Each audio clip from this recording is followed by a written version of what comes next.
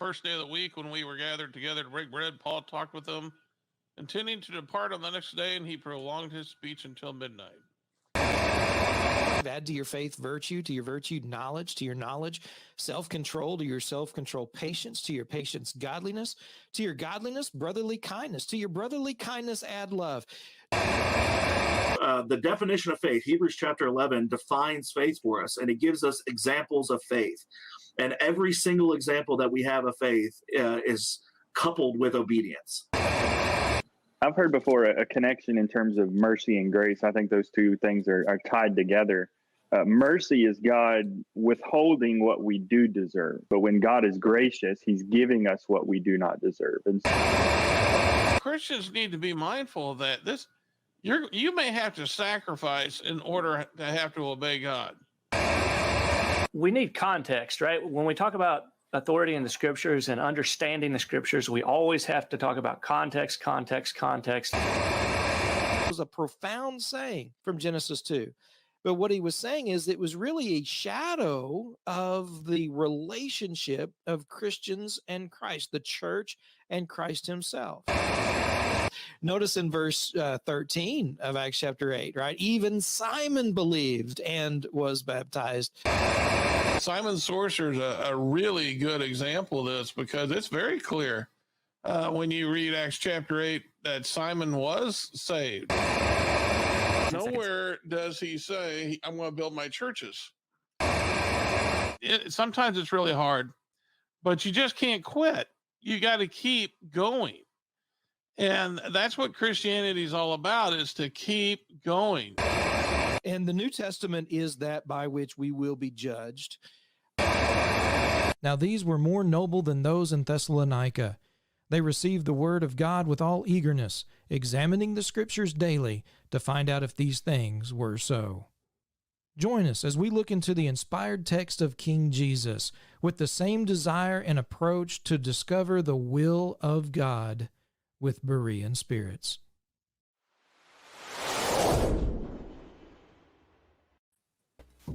Welcome back to Berean Spirits. My name is Chris Peltz. I'm the evangelist with the Southside Church of Christ in Springfield, Missouri. It's been a little while since I've been on, but I am back and doing well. And Richard Dodson with the Kearney Church of Christ up in Kearney, Missouri. Rich, how you doing, man?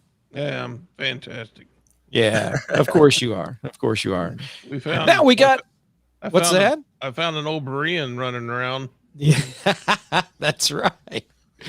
Yeah, well, you know what? He's such a great guy. He can do the work of two of the other Bereans. Craig and Josh are gone. Yeah, but we've got Matt Hodge, who's back with us today for a very, very special episode. Matt Hodge, who labors regularly with the Brentwood Church of Christ in Marshfield, Missouri. Matt, how you doing, man? I'm doing great. I don't know if I'm as great as you say I am doing the work of two other Bereans, but I guess it's to my advantage to let that pass unless I see them later, and then that would be bad. Well, it's I said it, not you. You can just, you're welcome. That's I like it. We'll go with that. I like that a lot. Yeah, I'm that's doing right. Great. Got a little head cold, but hopefully that won't pass through the internet wires. So we're good. Yeah, absolutely, man. And you're probably still recovering a little bit from your trip, maybe. I mean, that's, you just got back from Kenya not too long ago, right. Which is what we're going to be talking about today. And what's the time difference over there? Do you remember? So before the time change, it was 8 hours, and now they are 9 hours ahead, is I guess the way to think of it. So, okay, so it's 10, so it would be 7 p.m. there. Yeah. Okay. All right. Quite a bit. Good. It makes talking to the family, you have to really schedule that to get in the slot where it's not in my work day and they're not busy. So yeah, it was interesting. Right. Awesome. Man, well, we're going to get into this as far as the work that you were doing over in Kenya. But first of all, this isn't the first time that you've left the country to do gospel work. You've been to South America? Yes, Chile, right? So you've done that a few years back. But how did this particular work come about? And I think you went with Ed Brandt, who's in Alabama, if I'm not mistaken. Yeah. So his last name is Brand, Brand. And actually never met Ed before or heard of him in my life until this. And actually, it was my Chilean contact, the brother down there who had interpreted for me, sent me a link to one of his posts, and I read it, and I read some other stuff of what he was doing on his last trip in Kenya. And basically, he was having, it seemed like a lot of people listened to him, obey the gospel, and then they needed more teaching. So I just messaged him and said, hey, if you can use me, let me know. And then I found myself on a plane like a month later. It was a really, really a whirlwind trip. Yeah. Yeah. I've met Ed several years ago when I worked in Louisville, Kentucky, with the church there. And he's really known for all of his overseas work and a lot of things that he does overseas, certainly a lot of good work that's going on. But yeah, that really happened quick for you. And of course, in order for that to happen, I mean, you had to pull a lot of support together for that. So my family and I go to this camp where, with some other Christians, and it was just breaking at that point in time. It happened to coincide with our trip. And so my wife was really excited about sending me halfway across the world. Actually, she was really a little upset and, and unhappy that I would be so far away for so long. At that time, we only thought it was going to be 2 weeks. And then the next text I got was like, hey, so here's our schedule, and it's for 4 weeks. It's not for 2 weeks. So surprise. And I love Ed. And I'm kind of spontaneous like that too. So I just laugh.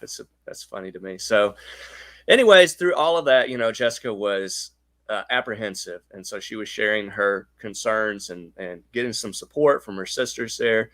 And so the word got out that I was going to Africa. A number of individuals were generous and threw some money in the pot. A couple congregations that they knew of were interested in work overseas in Africa. Certainly if people are listening to the gospel. And so amazingly, it all came together within that month before I left, and most of it last minute. Yeah. Yeah. Awesome. And it just the way that came together, that was really cool. I mean, I heard about you leaving, I think 2 weeks before you were going to leave. And, I was like, wow, okay. How long is this?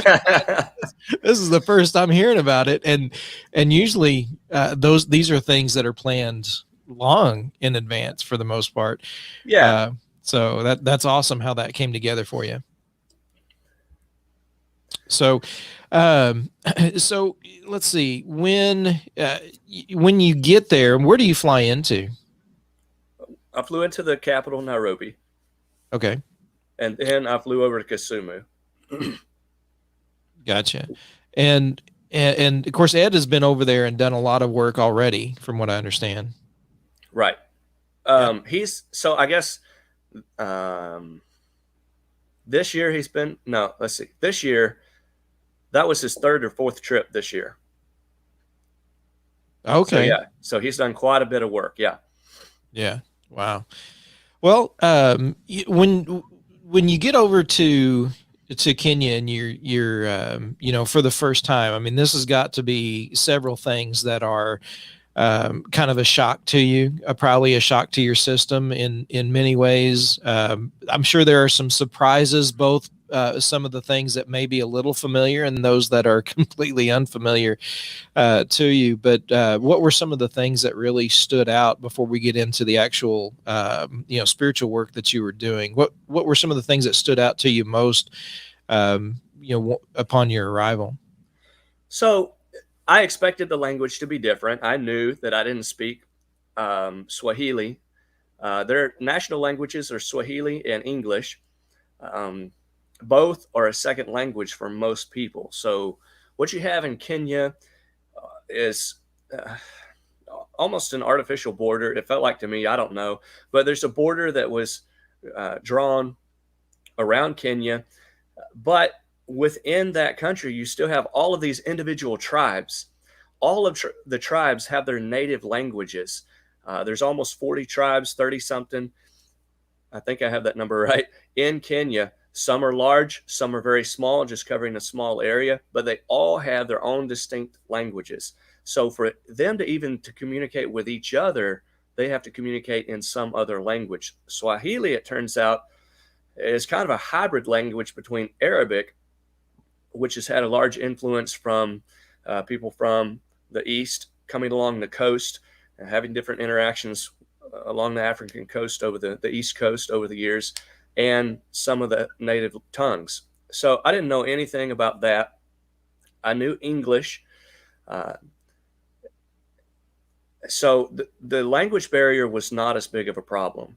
Most people in a lot of places can speak English. When I went to Chile, that was not the case. It was just totally foreign immersion. You couldn't speak to anyone almost. So that was really nice. The thing that you forget is that you're not a native, and you don't look like a native. You don't sound like a native. We don't listen to ourselves very much. And so you kind of forget what their view of you is. You know what your view of them is, and you know what your heart is and your desire is. You're trying to spread the gospel. You're trying to do some good and find the people who will listen, who care about God, spiritual things, eternity. But there's a certain presence that you don't even realize that you have. And we'll probably get a little bit into that more. But as a Caucasian European, there's a presence that you don't even know. There are associations they have that you don't even realize come with that. Is it good or bad? Well, a little bit of both. It's like anything. It has both advantages and disadvantages, I guess. Yeah. So the overall state of the country, I mean, it's a third world country, right? And so that in and of itself creates some challenges, I'm sure, as far as transportation, getting about, living arrangements, and different things of that nature. Because poverty is one thing that probably is thought of most when you think of somewhere like Kenya. Yeah. It is. It's everywhere. In the bigger cities, they'll have hotels that are fairly modern, but a hotel that might have been built to be a 5-star hotel kind of feels more like a 4-star or a 3-star hotel at this point, just because of all the repairs and things like one place I told them I didn't have hot water for my shower the night before. The next night, the pressure was up and the water was hot. Do you just flip the hot water switch? I don't even know. It was weird. So they're just like conveniences we take for granted that are not over there. Most of the hotels we stayed at had Wi-Fi. A lot of people are running around with cell phones, which is not what you would maybe expect. But so we're preaching in a church building that's got a dirt floor, sticks that they cut down from the woods with tin nailed on the outside, which they call iron sheets.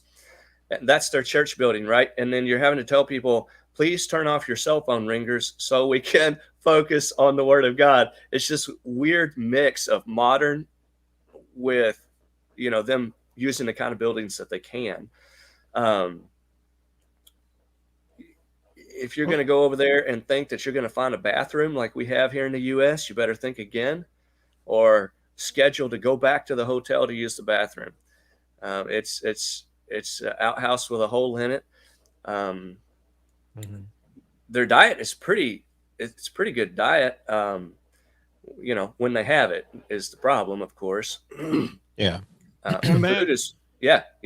We're looking at I take it you took this from the plane. Yeah. The slide we're looking at, but you talked about that rift. So that's pretty interesting. When you study the geography of the Bible, you have the Jordan River, and the Jordan River is right in the middle of the Great Rift Valley.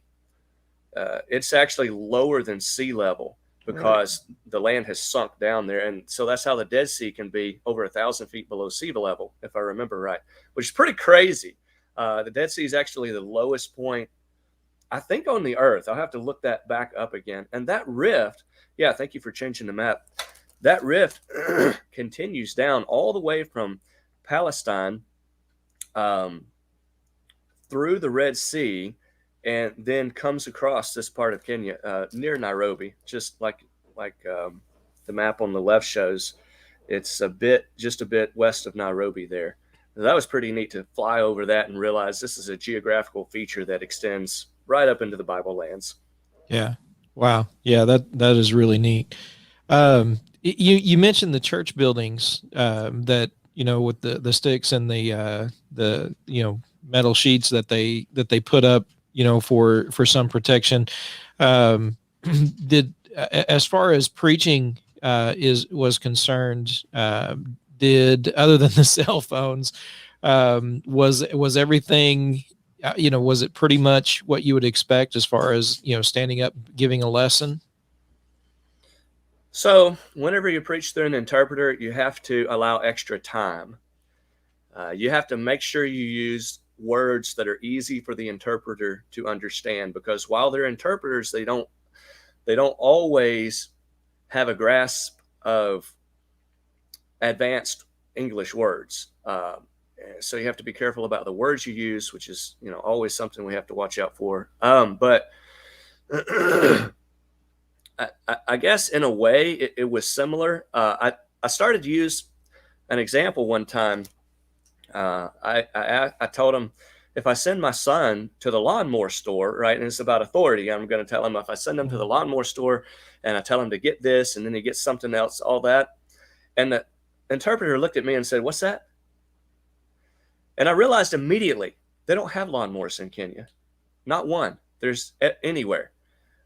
Even on the sides of the road, there is no mowing. It's public land. And so people come, stake their cattle out, their goats, their sheep, and those are their lawnmowers. They do not have lawnmowers. So, preaching, you have to be careful to use examples they can relate to. Yeah. And that was kind of a funny moment for me. I looked at him asking me the question. I immediately realized I had messed up. That's right. They're along the equator, so they don't really need heating and air conditioning. Nobody, you're going to see some pictures of wall air conditioners in the hotel. Those are decoration. They don't work. They never work ever anywhere. There's no air conditioning. There was in one hotel in Nairobi. That was it. So now the picture here in front of us is of a game preserve. It's the Nairobi National Park, and they have a lot of these in Kenya. Kenya is one of the leading countries for preserving game. That's about as close as I got. We were there to work. And I did see zebras, what is that, like 3/4 of a mile away. So that's about as close as I got to any cool wildlife. Do people hunt that? Are they No. allowed to hunt? Okay. Kenyans are not allowed to own any kind of guns whatsoever. To my knowledge, even the tribes that have remained in their original state, which is very few, I don't think they're allowed to hunt that either. They're going to be raising their own livestock. Okay. So let's get into some of the work that you were doing, because and first of all, I want to wrap up really with the spiritual work. But before that, you were doing a lot of things that were physical labor, right? Not too much. What are you thinking? I don't know. I was just wondering. I didn't know how much you got into, actually doing other things. I would have liked to. Our schedule this last trip was, there was a church that our interpreter preaches at in Kisumu, which was kind of our home base. And we were there most of the Sundays. But other than that, Monday, Tuesday, we would be giving lectures at one place. Wednesday, Thursday, a different place. Friday, Saturday, a different place. So we were driving to quite a few different places that were not necessarily next door to each other. Yeah. Now, was that pretty much scheduled, set up for mostly, local churches of Christ that have been established?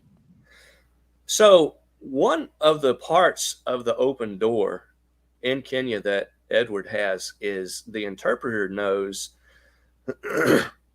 many, many, many contacts in the religious world in Kenya. So we were going to Pentecostal churches, we were going to Baptist churches, and we were also going to Churches of Christ. And so it was really widely varied as far as everywhere we went. Okay. And as far as some of the denominations, I mean, how were you received? How did that? I mean, it came about through the contacts of the interpreter, apparently. But how were you received, and how did it come about that you were actually able to teach in those denominations? So this gets back a little bit to the African view of the white man, and I don't want to be racist, but this is their view. This is how it is. And so I'm just speaking to reality. And this is not something I took with me. This is something I learned there from them. Just want to make that clear. And when we say white man, we really mean the Europeans, particularly the British who colonized Kenya. It would be, other countries in other parts of Africa, but it's the British here, which is why they have English as a national language. And then they call us Americans that came later. So I began noticing a certain deference, or just, I don't know if I would call it respect, but a certain attitude that they had. And I felt like they were giving me more credit than I was due. I don't know if you've ever felt that before. It's like, hey, you're being really nice. Matter of fact, a little too nice. What's going on here? So I asked several of them, asked the interpreter, and the interpreter said, look, Matt, you have to realize every improvement that has come to our lives since we were in the huts in our villages has come through the agency of the white man. A lot of those came with colonization. Of course, there were bad things that came with colonization too, but the improvements that they now enjoy in life, we're looking at a picture right now, automobiles, somewhat modern building across the street there, electricity, and with that lights, easy to access clothing. They don't have to sit down and weave their fabric on the loom anymore, et cetera, et cetera, et cetera. He said, roads. He said, all of these things have come from white man. So we naturally assume that because white man brings things that we didn't have before, they are superior to us. And so they would view us kind of, in a sense, like an older brother. And their idea of God is interesting. I guess I just want to touch on that real quick. Yeah, go for it. And then come back to your question. Most of the area that we were in had to do with, or was in the Luo territory. Not all of it. We went to other tribal territories as well. But with Luo, their word for God is Nasai. And if you pick up a Luo Bible, the word Nasai is going to be wherever the word God appears in English. The word God is a generic word in English, right? It's just, you're speaking of some God somewhere. And then we've used that, we've applied that to the God and capitalized it when we mean the one true living God. So with them, this was a God that they had before they were taught the Bible. So this is a God they already believed in. And so with that comes some connotations that we maybe don't have about God ourselves. With us, there are some things that are the same. Nasai is the creator. He is the Almighty. In other words, the supreme one. If there are any other gods or anything, he's the supreme God. What else?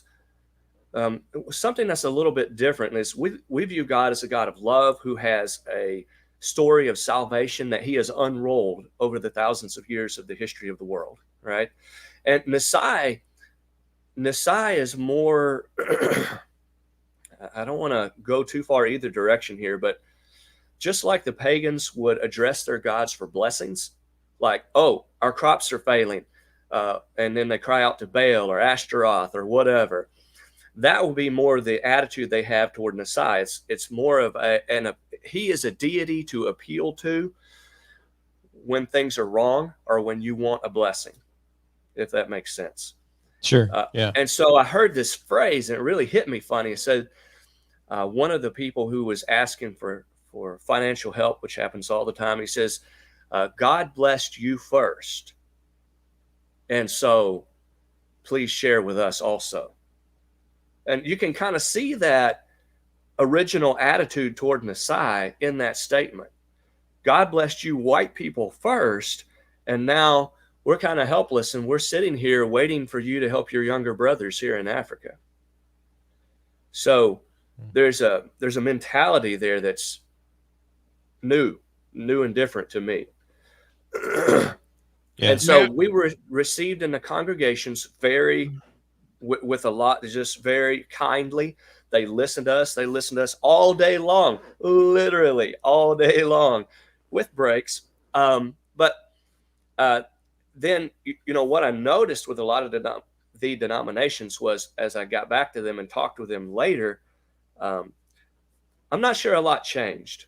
In some places it did, but where we had the most, I would say, lasting effect was where people already had a foundation of authority. And that was mostly, unfortunately, those mostly in the churches of Christ. Yeah. Richard, go ahead.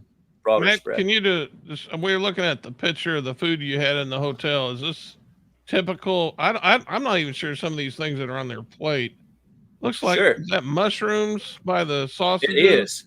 It is. And I'm not a huge mushroom fan. I eat them on pizza. That's about it. Those were excellent. They were buttery, salty. I mean, you can fix mushrooms wrong. They were really good. That's why I have so much. That's fried rice. Those up on the upper right, those are potatoes. And they're just a little starchier than our potatoes, a little bit denser. Obviously, cucumber, omelet. That's a Denver omelet. So apparently they know about Denver, Colorado. I don't know how. Maybe it's a different Denver. I don't know. And those are red beans in the bowl. Well, that's not a typical breakfast, but not here. But I was just curious about that. That's a far cry from your continental breakfast. I loved it. Yeah, right. This was a free breakfast at the hotel, just about everywhere. Now these cattle that we're looking at a picture of now, they look a little lean. Is that just the type of cow, or? That is typical. And I don't know the answer to your question exactly. There's a lot of Brahman blood in the cattle. They're all mixed breeds pretty much. I did see a few that were very fleshy. Looked like they would be great meat cattle. But for the most part, this is typical cattle in Africa. And I don't know that I mean, you can see there's grass everywhere. It's not like they have to be starving. So I have to think it has something to do with the breed as well. Where would they be taking these cattle? I mean, they're just walking them right down the middle of the road. Didn't stop and ask him, but probably they have. I'm sorry. I'm just pointing out I don't really know, but my guess is that they and it's like middle of the morning too, so I don't really know, but typically they'll have some place to keep them in their home, and so they'll take them out wherever they think good pasture is, and then I assume they'll bring them home later. I don't really know where those ones were going at that time. So what you've mentioned a little bit about the religions and things that you come across. Did you come across much that wasn't either associated with Messiah or Christian, quote unquote Christian beliefs, where there are a lot of other religious influences that you came across that you were able to sit down and teach with some? Seventh-day Adventist is really big, but that kind of falls in the category that you're talking about. As far as sitting down and teaching, no, really, I was kind of learning just a tiny amount while I was there as far as their native religion. As was shown on the first slide, or one of the first slides, they consider themselves 86% Christian, 10% Muslim. And the Islam influence is, you have Somalia just to the north, and traditionally Arabs have been along the coast. And so that influence is going to be 10% is about right. One hotel it was very irritating because the call to prayer early in the morning while it was still dark was close to the hotel. So, that influence is there. And the brethren in Kenya need materials that they need to be equipped to teach about Islam, because it is something that's coming in. Yeah. And that's something I'm not equipped on. That's something I would have to reach out. And I've seen a few books, but I haven't done my study myself. So that's one thing. Besides that, I think there's some unintentional bringing of their traditional, especially customs and culture, into Christianity with them. Which that's common everywhere. Of course. Right. Even here, even in the U.S., that's something that we see. We're getting ready to celebrate, many are celebrating Christmas, which is, basically a result of that very thing. Exactly. So, and that's harder to address because you have to find it and figure it out first, and then point out, okay, well, here's something that's different from the Bible. That was an advantage I had as a foreigner coming in. It's easy for me to say, this tradition that you have is not biblical, it's wrong, and you need to choose a biblical tradition instead of your cultural tradition. I just don't have many heartstrings attached. And a lot of times you need somebody just to tell you the plain and simple truth. You guys need to quit what you're doing. Yeah. And so I was able to do that on a few things. Women leadership is a big thing in the African culture. Their funeral and I'm not sure about the wedding traditions, but especially the funeral traditions reflect a kind of nebulous connection with the land you grew up on.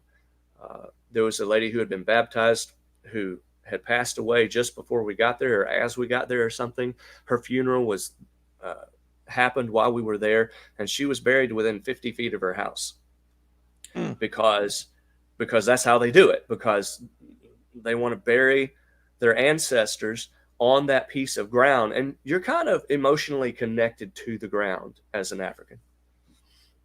And when I say the ground, I mean that particular piece of land. That's part of your family. It's not the ancestral worship of the Japanese where you pray to individual ancestors. It's more generic and nebulous where you just feel a connection with that, and it is part of who you are. More sentimental. Yeah, but when I hear the word sentimental, it's an optional thing. For them, it would be deep rooted. Yeah. Well, Matt, this picture of Ed here, there's another man up there with him. Is that an interpreter? That is Julius, and he is our interpreter. Okay, so you needed an interpreter. Definitely. Now, is he a preacher? Is he a believer? Yes. Okay. Yeah. So in fact, you said he preaches at the congregation you spent most of your Sundays. Right. Yeah. What was what kind of response? How would you gauge the response overall? I want to be careful with asking how many baptisms as much, but the overall response, because that there's positive responses even when there aren't baptisms necessarily.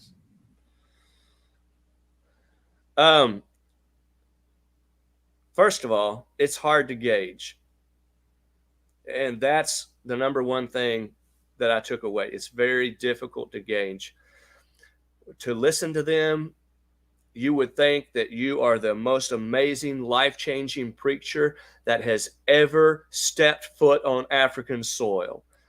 Brother, we appreciate you coming. Your teaching is amazing. You can see there in this picture, they're laughing. We're having a good time with something or other somebody taught. I mean, Ed was up there at the time. So, and all my pictures are of Ed because that's the only time I got a chance to take a picture. So I really did preach. I just want you guys to know that from the slideshow. Since this picture is up here, this is the traditional way to eat that we experienced. We have furniture around a small room. They had brought in 2 coffee tables, and we ate right there with the plates on the coffee table.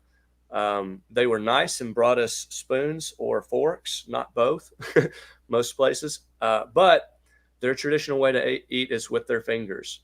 And so a lady like this one right here, she's the wife of the preacher that was at this congregation that we preached at this particular Sunday.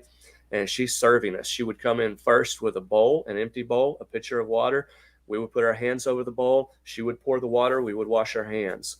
They mixed in a little modernness with it. They'll put some soap on your hands first, and then you can wash your hands. That's kind of cool.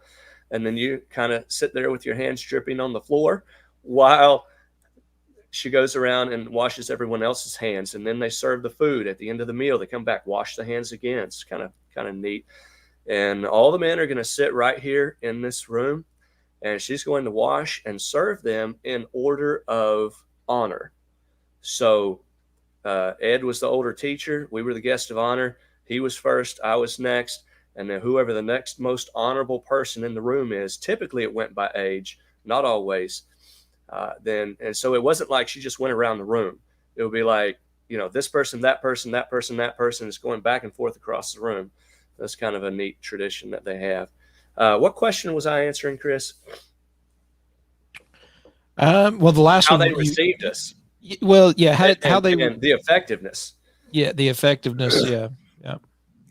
So again, they said the most amazing thing I was told was, we have come in one way and we will go out another, because the teaching you have given us has changed us. Wow. I mean, that's what a preacher wants to hear any and every time. Yeah. And so I taught on works of the church, and against instrumental music in many places. And then I get a video back from one of the folks, and it said, hey, don't forget to pray for choir uniforms for our youth. And the video is of them dancing to the music, the worship music playing over the speakers. And, that leaves me kind of scratching my head like, well, what, did I not say it right? Was I unclear in the message? Was there something unclear in the interpretation? I'm just not even sure, what the disconnect was. Now, in this picture right here, there's a little spot over the air conditioner. And the next slide shows that is the common gecko in Africa. And because everything is open air, you don't see a lot of animals in the bigger buildings like this, but they're there. Obviously, the gecko was there. We had chickens shoot out of the church buildings repeatedly. Every once in a while, the dogs had to be told to go back outside. We weren't going to share our food with them from the house. So you are definitely a little bit closer to nature in Africa. Well, Matt, what are these things on the wall? So those are decorations, and they are typical or traditional musical instruments. It's a drum on the I was wondering, middle and on the left. Yeah, you were talking about. I was wondering if that's something that if they use those things, because I don't know what this. You called it the conference. Was there something taking place here that other than just preaching? Right here, we had a bunch of preachers in, and as I understood it, they were from Churches of Christ, and it was a 2-day conference, and we, taught them over those 2 days. Okay. And they don't use traditional instruments in worship. We saw speakers, again, very rustic church building, speakers, sound mixing boards. I mean, more equipment than I have at Brentwood. Keyboards, And so I asked, what are the instruments they play with? Because I had the same type of romantic notion of there's these native Africans using no, they're using Western instruments in their worship music, which kind of gives it away where they got those notions. Yeah. Those are things denominations have brought in. Yeah. So what's your favorite memory of your trip? Maybe do that in two parts. So obviously there's a spiritual aspect and then just a physical aspect. Okay, well, several, and I don't know where some of them fall. By the way, this is typical driving in Kenya. Sorry, yeah, Chris. So on this slide, it looks like we are on a collision course for that truck, and that's accurate. That is correct. And we are supposed to be driving on the left side of the road, and that's why the motorcycle is on the right side of the road. And so for us to pass, we ended up kind of veering over on the left side of the road, and then the truck went on the right. This motorcycle, I don't remember what he's carrying right there. That may be the table. I think I might have a closer up picture of that. Yeah, that was in the first group of pictures. Okay. They have everything. They carry everything on motorcycles. I saw in the first group of pictures, you saw the guy that has the crutches held off to the side, riding as a passenger. And that's basically a motorcycle taxi. That's what that is.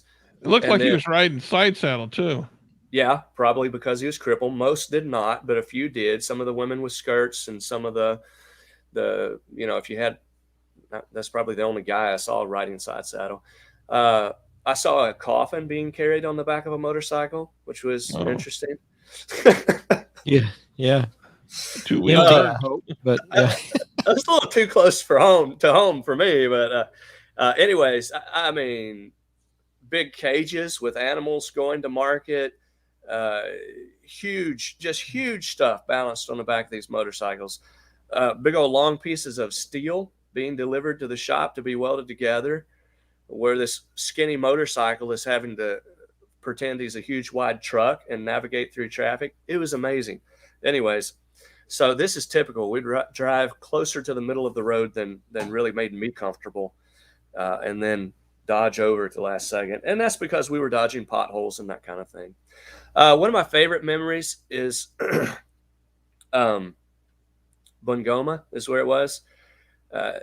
This guy who was there was so ecstatic, so excited to see us. He was jumping all over us, hugging us, super excited.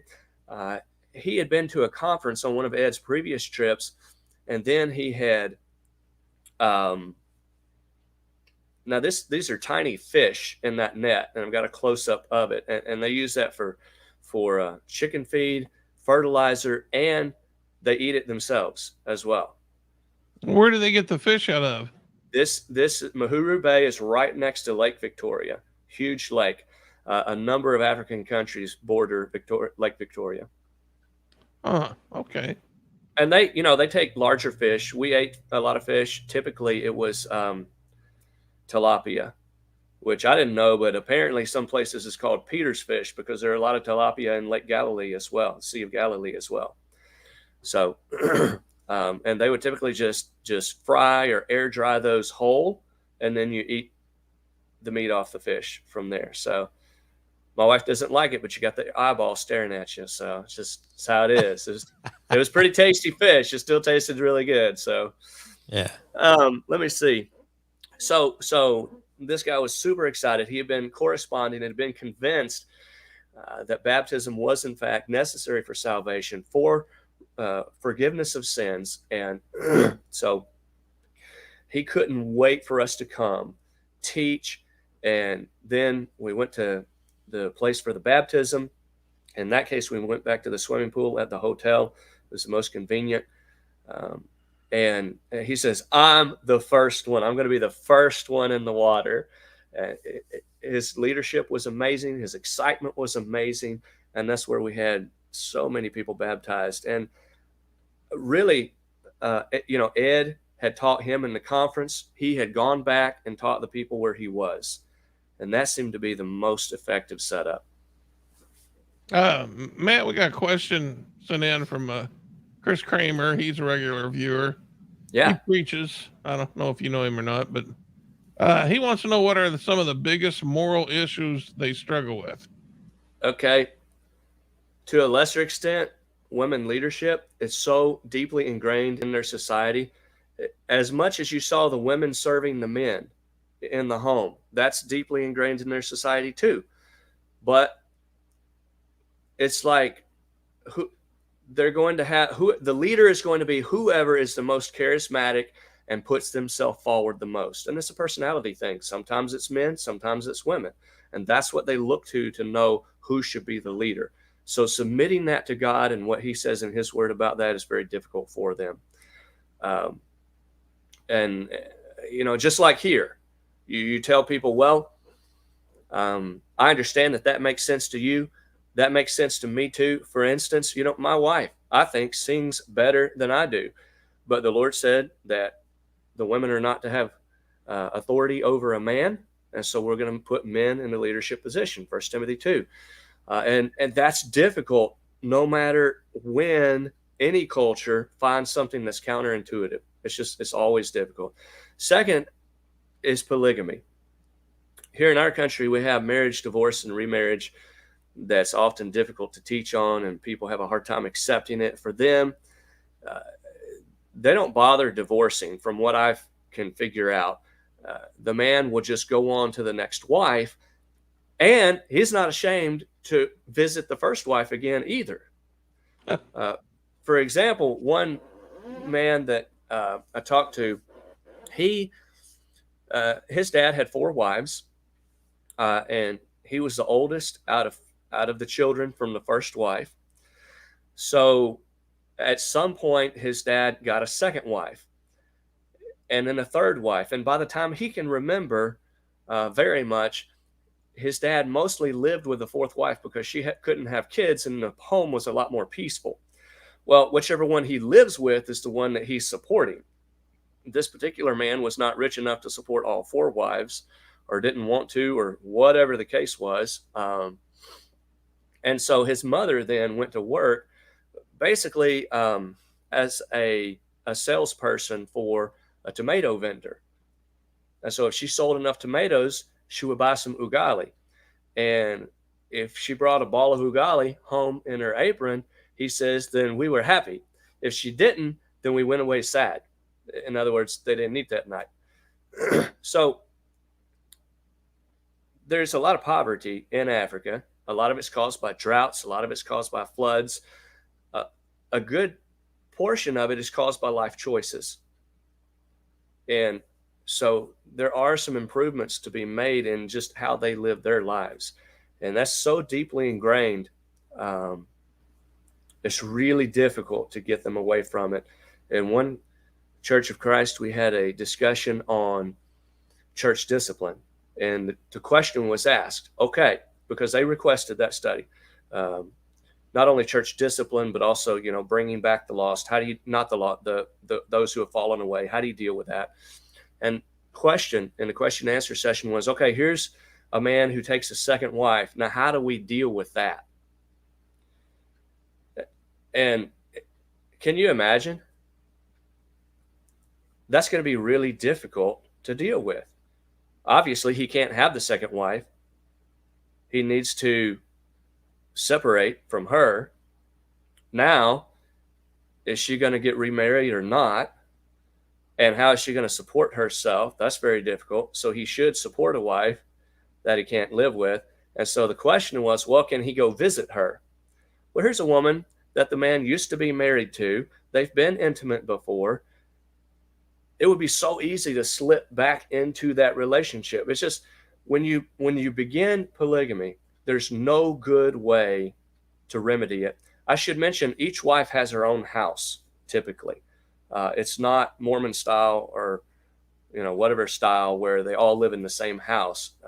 Each wife has her own household. And so it's like he could visit one to another. So very difficult. Yeah. Wow. Richard, are there any other questions that folks had? I should have invited folks at the beginning to ask questions that they might have. We're about out of time at this point, but are there any others that come in?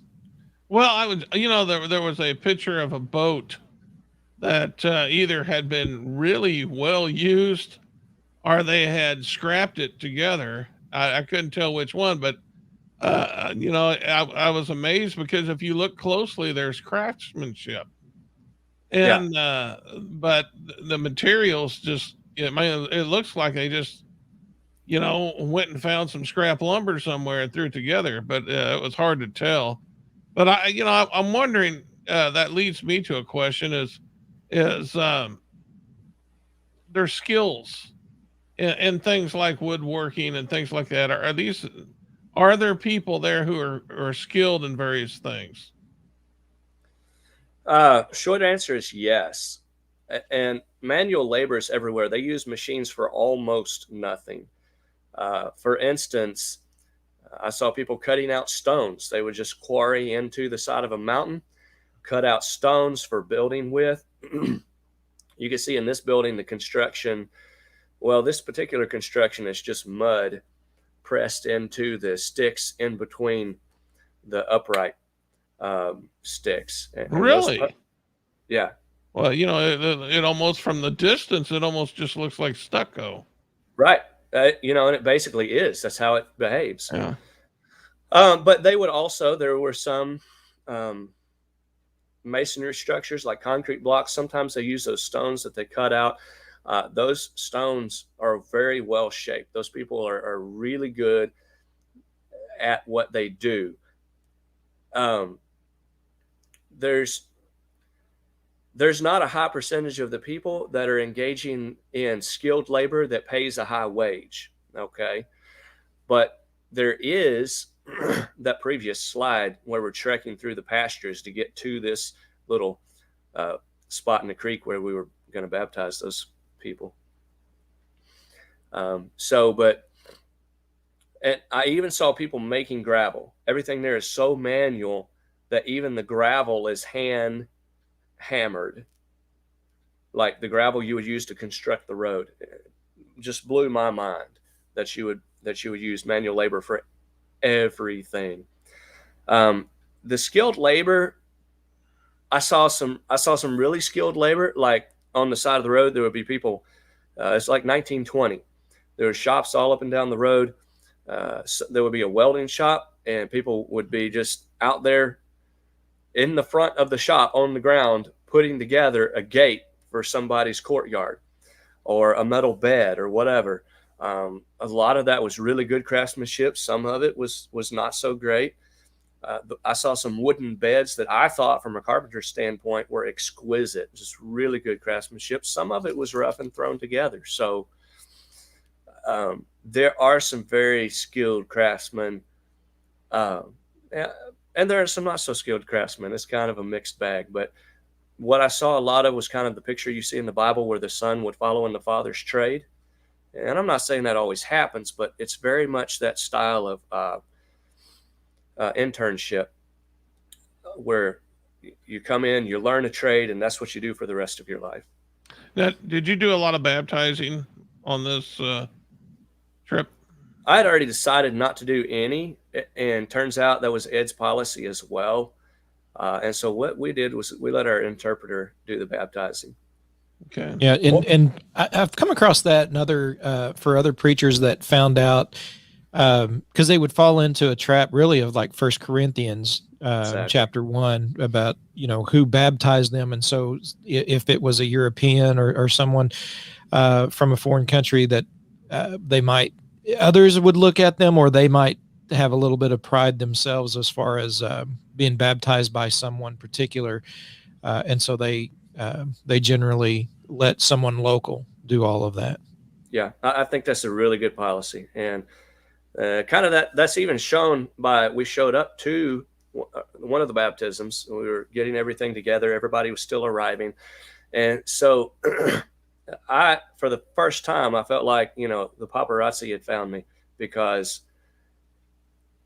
everybody comes just flocking over. Hey, I want a picture with you. I want a picture with you. No, you get out of the picture. I want it to be just me and him. And guys, girls, young, old, everybody. It was seriously like they were taking a picture with a celebrity, which you guys know is far from the truth, but they didn't get the memo. And so there is a certain way that would be looked at that's probably not helpful. Well, now let me ask you this, because this is something before I know we're out of time, Chris, but I have seen preachers go to, and I've never done this, but I've seen preachers go to foreign places to preach where they are treated like rock stars, like celebrities. Absolutely. And the preachers, some of these preachers did not guard their ego well enough, and they came home and, it took them a while to get things back in place. Is that a temptation on trips like this? Yeah, I would say definitely so. Okay. Yeah.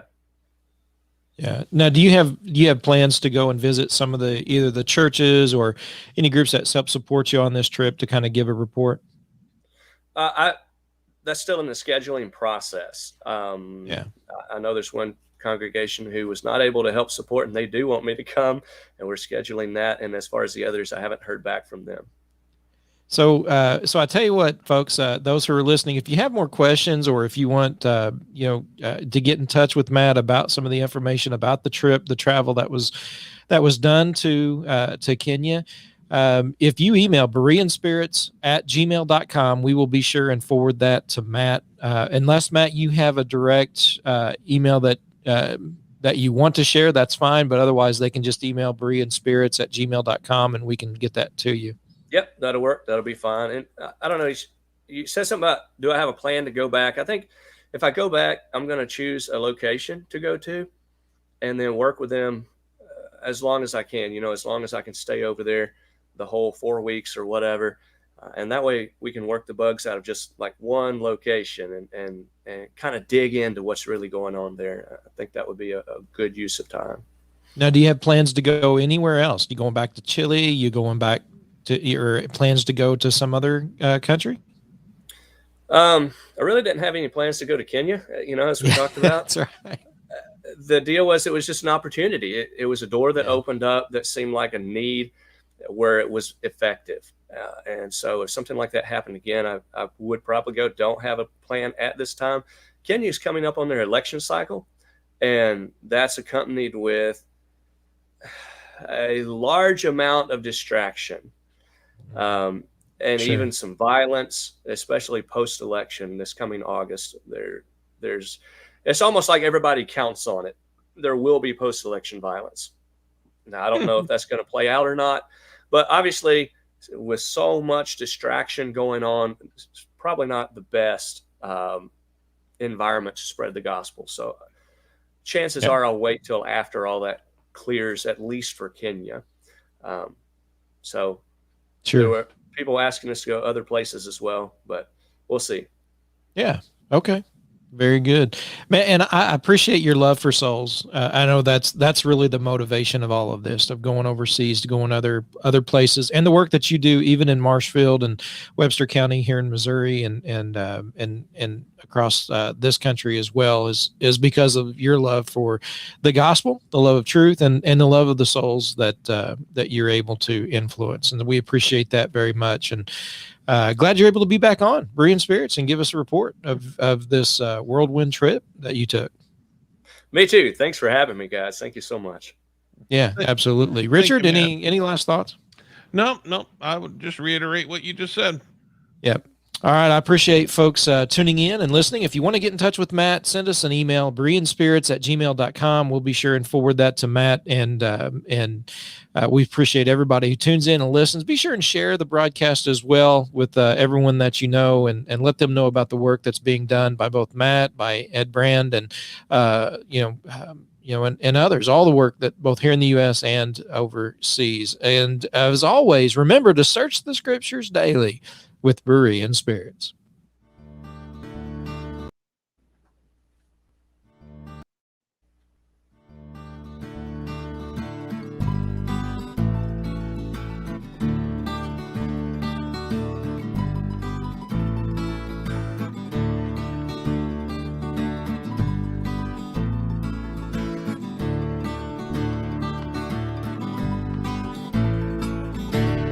Thank you for watching Berean Spirit.